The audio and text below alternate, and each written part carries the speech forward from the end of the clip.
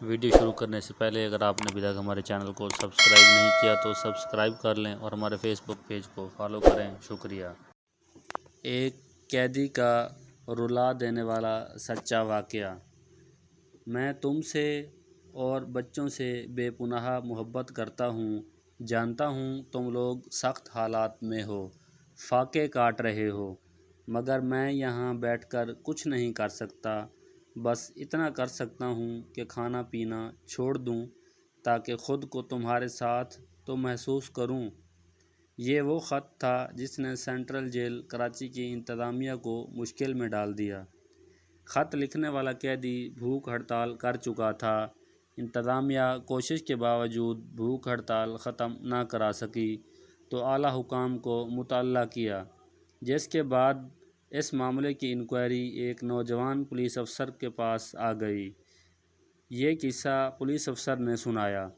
Police افسر کے مطابق میں نے خط پڑھا تو بے چین ہو گیا، فائل اپنے گھر لے گیا اور وہ خط اپنی اہلیہ کو دکھایا تو وہ رونے لگی۔ میں نے اس قیدی کی فائل پڑھی۔ وہ قیدی ڈکیتی کے الزام میں سزا بھگت رہا تھا۔ حیرت انگیز بات یہ تھی کہ جن کے گھر میں ڈکیتی ماری تھی انہوں نے مقدمہ کیا اور نہ تھانے آئے۔ سب کچھ سرکاری مدعیت میں ہوا اور ملزم کو سزا ہو گئی۔ میں اگلے ہی روز ملیر میں اس قیدی کے گھر چلا گیا۔ اس کی اہلیہ اور 3 بچے ملیر کھوکھرا پار میں ایک کمرے کے ٹین کی چھت والے گھر میں رہتے تھے۔ صحن ایک کونے میں چولہا رکھ کے کچن اور دوسرے کونے میں چادر کے پیچھے بالٹی اور اینٹیں رکھ کے واش روم اور ٹوائلٹ بنایا گیا تھا۔ میں نے قیدی کی اہلیہ سے تفصیلات پوچھیں تو کہنے لگی کہ وہ گدھا گاڑی چلاتا تھا۔ کراچی کے خراب حالات کے دوران فائرنگ سے اس کا گدھا مر گیا۔ وہ کئی دن تک مزدوری ڈھونڈتا رہا مگر اسے کام نہ ملا۔ ادھر بچے بھوک سے بلک رہے تھے، محلے والے مدد کر رہے تھے مگر کب تک؟ جب زیادہ تنگ ہوئے تو میں نے کہا کہ کہیں سے بھی راشن لے آؤ ورنہ میں بچوں کو مار دوں گی۔ وہ خاموشی سے چلا گیا اور پھر شام کو اطلاع آئی کہ ڈکیتی مارتے ہوئے اسے پولیس نے گرفتار کر لیا ہے۔ وہ ڈکیت نہیں ہے، میں نے اسے ڈاکو بنا دیا، خاتون روتے ہوئے بتا رہی تھی۔ اس گھر کی حالت خاتون کے بیان کی گواہی دے رہی تھی۔ میں وہاں سے نکل کے اس گھر میں گیا جس میں ڈکیتی ماری گئی تھی۔ انہوں نے جب تفصیلات بتائیں تو میرے ہوش اڑ گئے۔ انہوں نے بتایا کہ دوپہر کے وقت گھر میں خواتین تھیں۔ وہ شخص پستول کے ساتھ گھر میں داخل ہوا اور خواتین کو ایک جانب جمع ہونے کا کہا۔ بزرگ خاتون خانہ نے کہا کہ کسی کو کچھ مت کہنا، زیور اور رقم اس الماری میں ہے، وہ لے لو۔ مگر اس نے کہا مجھے رقم نہیں چاہیے، میں بدتمیزی نہیں کرنا چاہتا، اس لیے شور مت مچانا اور مجھے صرف یہ بتائیں کہ کچن کس طرف ہے۔ خاتون خانہ کا کہنا تھا کہ انہوں نے حیرانی اور پریشانی سے اسے کچن بتایا۔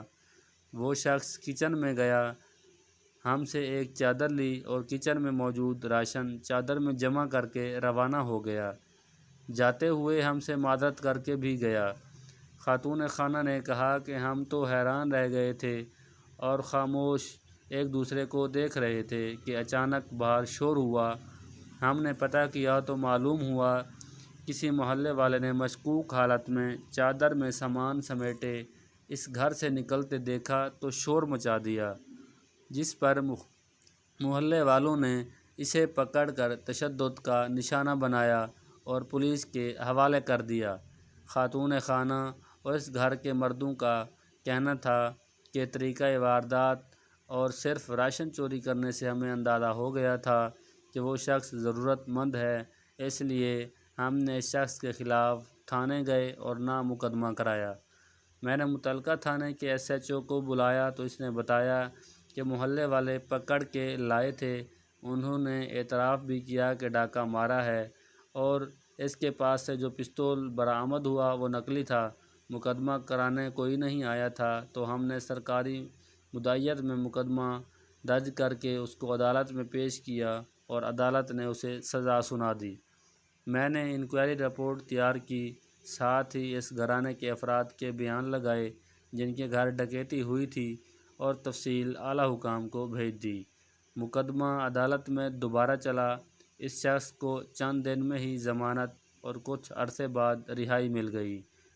وہ شخص رہا ہوا تو میں نے اسے کہا کہ آئندہ ایسی حرکت مت کرنا اور اسے کچھ رقم دینے کی کوشش کی تو اس نے رقم لینے سے انکار کر دیا اور کہنے لگا کہ مجھے کہیں مزدوری دلوا دیں۔ اب وہ شخص اپنے گھر کے قریب پولیس چیک پوسٹ پر سویلین ملازم ہے۔